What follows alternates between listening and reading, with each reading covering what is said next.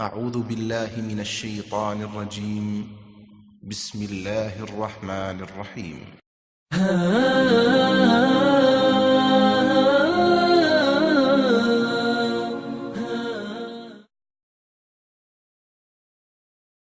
ربیع الاول کا مہینہ ہجری سال کا تیسرا مہینہ ہے۔ اس مہینے میں کئی تاریخی واقعات پیش آئے جو کہ درج ذیل ہیں۔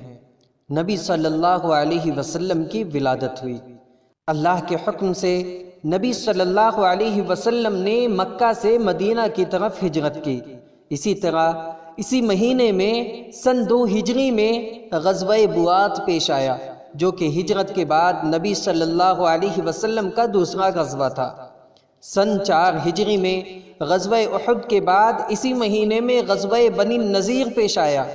اسی مہینے میں سن 11 ہجری میں نبی اکرم صلی اللہ علیہ وسلم کی وفات ہوئی اور ابو بکر صدیق رضی اللہ تعالی عنہ سے خلافت کے لیے بیعت لی گئی۔ سن 11 ہجری میں ہی ابو بکر صدیق رضی اللہ تعالی عنہ نے لشکر اسامہ کو رومیوں کے مقابلے کے لیے بھیجا، اور اسی مہینے میں سن 12 ہجری میں خالد بن ولید رضی اللہ تعالی عنہ کے ہاتھوں حرا فتح ہوا۔ ربیع الاول ایک ایسا مہینہ ہے جس کو تاریخ کبھی بھی نہیں بھلا سکے گی۔